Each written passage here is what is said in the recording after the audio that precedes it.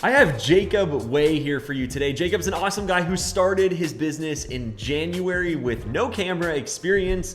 And since then, the time of filming this, it's the end of June 2024. So about 6 months later, has built his business from $0 a month to over 15K per month. So absolutely has crushed it. And I brought him on today to talk about things that he did differently. So hopefully you can get value and grow as fast as possible. Yeah, I guess the first thing is just walk through how you got into this business, what interested you in real estate media, and just kind of give me the story of your business, and then I'll dive in.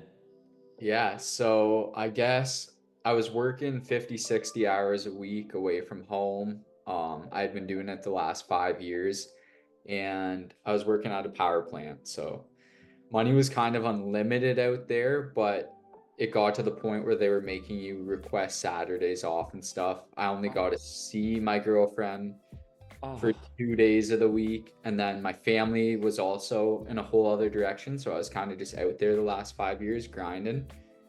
And then I was at the power plant kind of talking to buddies. We were trying all these side hustles. Like we were trying like the whole Forex trading, we were trying Amazon FBA. We were kind of trying everything and buying all these courses. yeah. And then a guy came to work and he's like, "Have you ever seen this guy on Instagram? His name's Eli." So I started watching your stuff and I was like, I love Instagram. I love real estate. And like Mm, you say, you can learn photography. And you were always saying, like, the people who are kind of most coachable are the ones that don't know the photography and know the business side or want to know more about the business side. So I was like, this is the program for me. And I took it and I found the biggest thing compared to all the other coaching or like I guess I never took coaching, but all the other courses I took, you yeah. were really good at keeping the video short and sweet, where Mm, a lot of them would be like 30, 45 yeah. minutes long, and you're kind of falling asleep like Mhm. 20 minutes into the video, where yours were like 3 to 5 minutes every single video. So it just kept you engaged because then you would have to go to the next one and go to the next Yeah. one. So That's then so interesting. That's how it's funny. I built it that way, I think, out of my own personal like shortcoming. I just lose track. Like my attention stops after a couple minutes. So I'm like, I'm gonna try to build it that for people like me. Anyway, sorry to interrupt. Keep at it. No, and like that's kind of what won it for me because all the other programs I couldn't make it through, and I made it through your program in like a pretty quick time just because of the Yeah. layout. And then Mhm. I was like, no, this is like exactly what I was looking for. And yeah, Yeah. it just got to the point where being away from home was not the priority anymore. Spending time with my friends and family was a priority. So I bought a house, which was pretty crazy to do for the first time right before going all in on a business. It has like put the pressure on me because it's like this is kind of do or die, or I'm going back away from everyone. I was like, that's the last thing I want to do. So, Yeah. So how long ago was it that you started this business in the first place? I guess like I picked up my first camera and well, I bought the camera, I think maybe like 6 months before January when I actually started Okay. coaching, but I could never find time to use it because I was working Yeah. the 50, 60 hours and then the other little bit I was with my girlfriend or my family. So Yeah. I kind of went all in January and just said like this is it. So And it's that at the time of filming this, so January, February, March, April, May, June. So you're about 6-ish months into it. You went from no experience to $4,000+ weeks, 15K plus month. Obviously, it fluctuates up and down. Like what? The reason I put it that way is because you grew really fast. Like most people don't do that. And so I like to talk to people who did. Is like, okay, what did you do? So you followed, the roadmap. You're in coaching. I don't want to attribute any of that to coaching. I want to attribute it to what you did. So what about it do you think set you up to be successful? I know you don't want to attribute any of it to coaching, but like I followed kind of word for word what the roadmap said, and then joining all the calls.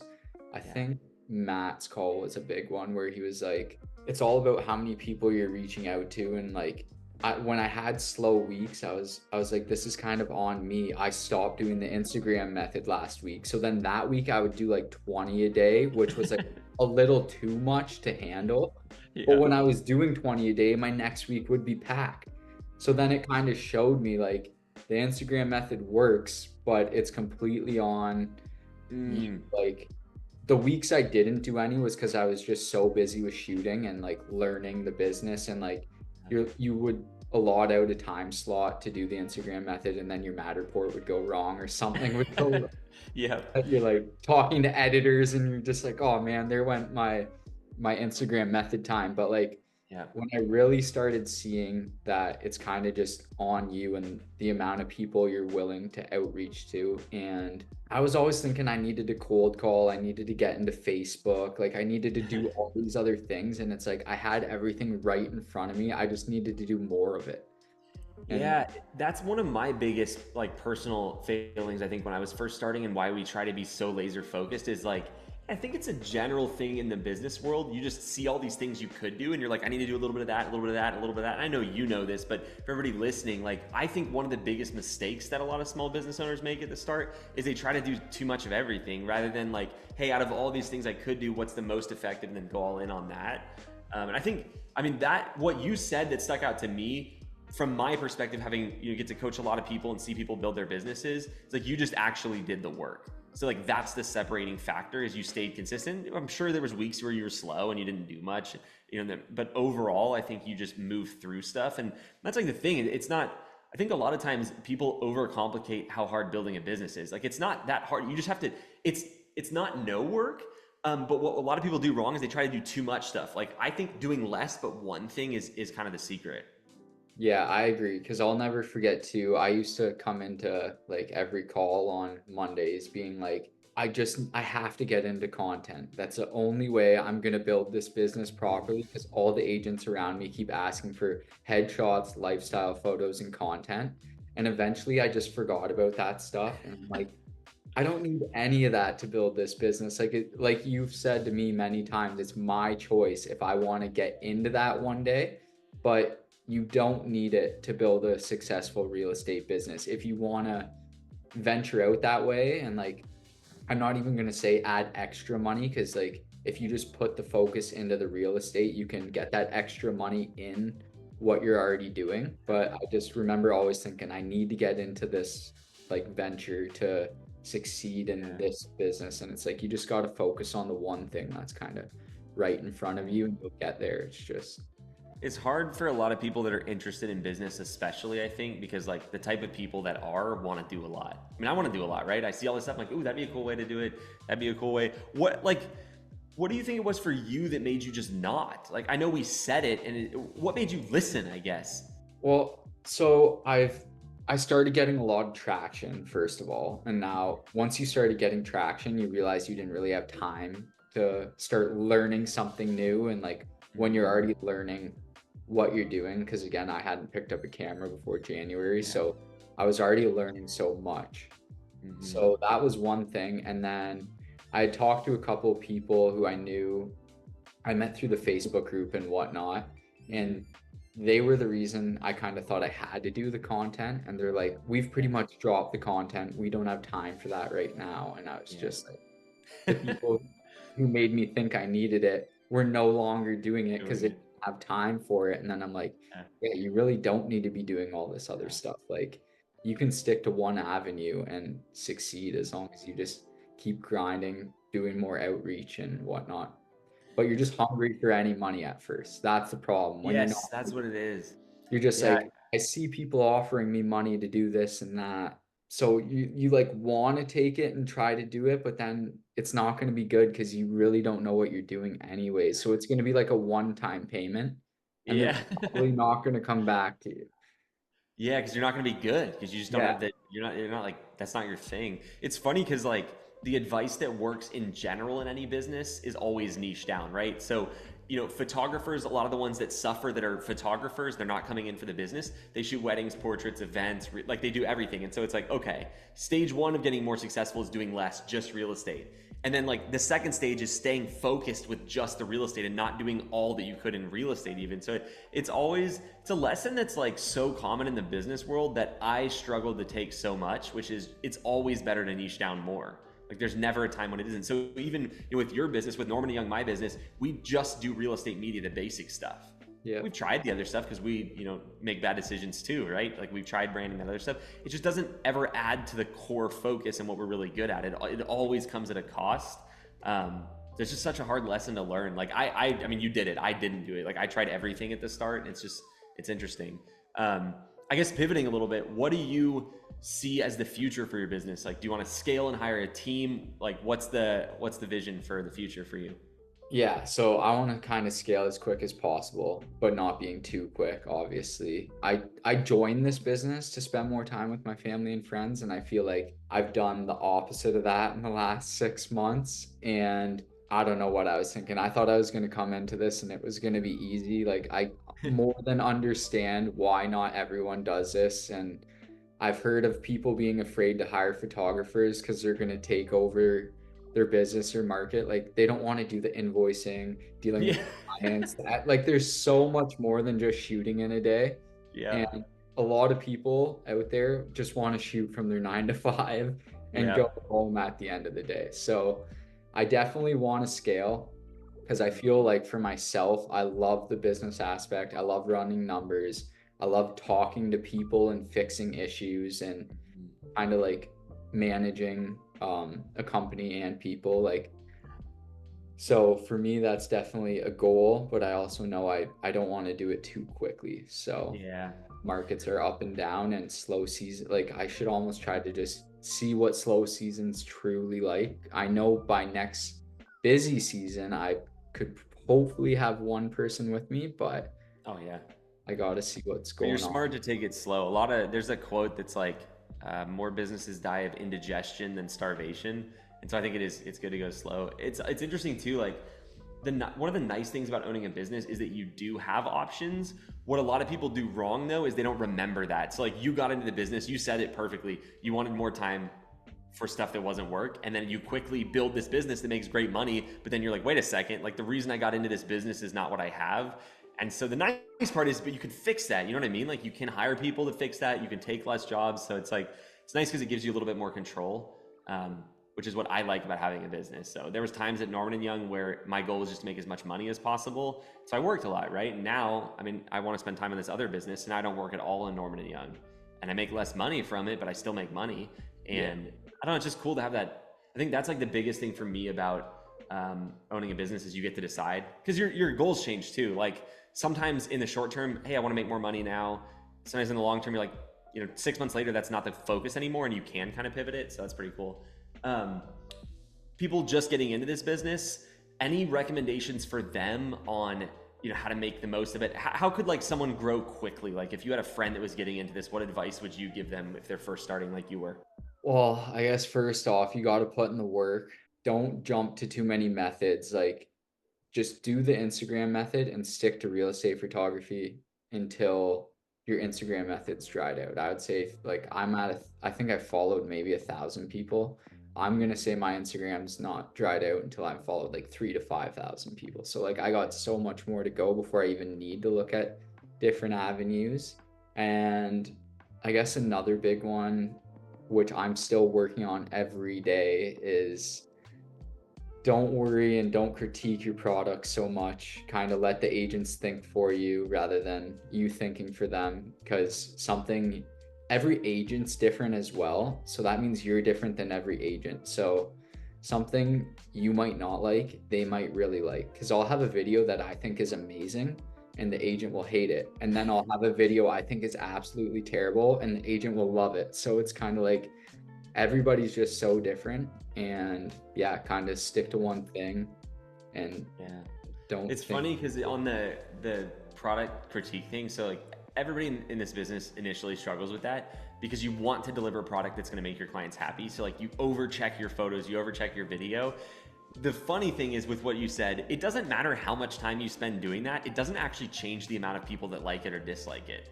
It's just like, because you don't know, there's a story I've told a lot, but I got photos back or email back after sending photos to a client, and they were like, it was like 10 shoots in with them.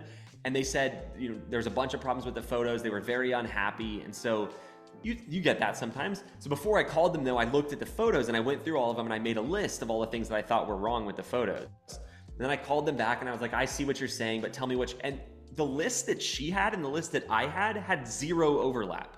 Like it was so funny, and it's why the story stuck with me and kind of changed how I thought about things. But mine was like, the verticals aren't straight. This room's too yellow. I don't like this composition. And hers were, no kidding. There's dog poop in the yard. There's a hole punched in the either the door in the bedroom or the closet or something like that, right? And like she wanted that stuff. Oh, and the third one was there was stuff all over the dryer and washer in the laundry room. And I was like, wait a second, like my idea of what was wrong with the photos and hers were completely different. And so it's just so funny how much time people waste. Maybe funny is not the right word, but they waste so much time doing stuff thinking that it makes the clients like the photos better when it's not what they're even gonna want. So it's just like, and I'm sure you would agree with this, but it's almost better to have an issue and fix it well than never have an issue, because your clients actually like you better when you fix their issues well. Like it's like better service. That happened to me at the start a lot. Like I thought issues were the worst things ever. And then it's like the clients love the way you dealt with the issue. So that's why they ended up coming back with you. And that's I guess something else I would tell somebody just starting out is it's impossible to please everybody. I'm still learning that as well, but like you can do things perfectly textbook to a T and there'll still be people unhappy. It's just the way the market, or like the way it is. There's no way, especially when you get to high volume, you're gonna have hiccups, you're gonna have mistakes. It's just like there's no way to please everyone. Yeah, and the nice thing is too, I think generally real estate agents are great people to work with, so I enjoy that. And in any market, you're gonna have those issues and stuff you have to do. I guess speaking of issues, last question for you: did your competition scare you at the start, or what were I know a lot of people are like so worried about it. So like, what were your honest thoughts about that then and now? Yeah, so you're never gonna realize how many media companies there are till you get into it. Like I was like, maybe there's 5 around me. There's probably 500 around me. Like it's insane how many media companies there are. But then you kind of hear the reasons these agents aren't going back to the companies, and you're just like, that's ridiculous. Like just things like I get a lot again that agents won't touch anything or media people won't touch anything in a house for legal liabilities, even though we all know it's just laziness because you can move a Kleenex box or whatever you need. And just like I know a really big company out here, he started hiring and then he just kind of started sending agents to his new hire. And I'm like, this guy doesn't have a back end like Spiro or HD Photo Hub or something to like help them divvy out the work instead of just sending agents to somebody totally new. And it's just like all these little problems that could be fixed so easily, especially if you check in on your clients and try to message people that have left you. You just gotta care. Like if you just care about your clients, it's crazy how much farther ahead that gets you. Because a lot of companies, I think they've been in the business a while, they get kind of jaded and they're like, a lot of people think they're at odds with their clients, like it's a win-loss thing, and that attitude just never. We have one client, just to give you a ridiculous example. You may have heard this one specifically, Jacob, but we got a big builder client because the last photographer refused to shoot the house if the air conditioning wasn't on. And these were like new construction homes where they weren't always done. And it was like, all right, there's 10K a year for us because this guy wouldn't go in there. And we had another one where the guy saw a fox in the backyard and then just refused to shoot the backyard. I was like, it's a fox, like it's gone. And it's just funny. It's like, those are obviously, extreme examples, but it's just, if you're accommodating and you care for your clients and you do things that show them that, you get, not only do you keep those clients, you get a ton of referrals. Do you get a lot of referrals? Are you starting to get those at this point? I know you're still early in the process, but. Yeah, I've definitely got a few. I got to get into brokerage presentations here shortly because I'm starting to shoot for enough agents at one brokerage that if I can get in for a presentation, I'll have enough references at the presentation to kind of vouch for me. Yeah. So that's my next step. I do see referrals because I have had some pretty awesome agents that will like just blast my name everywhere in Facebook groups and stuff like that, which it feels awesome. I wanted to do a referral program, but what I kind of started doing was every 2 referrals, I'll give a free reel. And I found that has made people that would never order reels on every single order now. The first time I did it, I was just like, yeah, here, I'll just throw this in for you. You gave me 2 referrals. And then she was like, oh my God, why have I waited so long to try one of these out? And she just started doing it every time. So I'm like, I got to do this every time. Yeah, And now you get the average order value and the referral bump. That's crazy. That's a good idea. that's kind of what I went, because sometimes to agents, like 50 or $100 off, it's just like, it's still something, but it's like, it's not Yeah, like handing them it physically, or it's not almost meaningful. don't even notice it type thing. Yeah, whereas the reel, they get like an asset that they can use that promote. Yeah, that makes a lot of sense. I've always been of the mindset that I think sometimes if you incentivize referrals too much, you get less of them.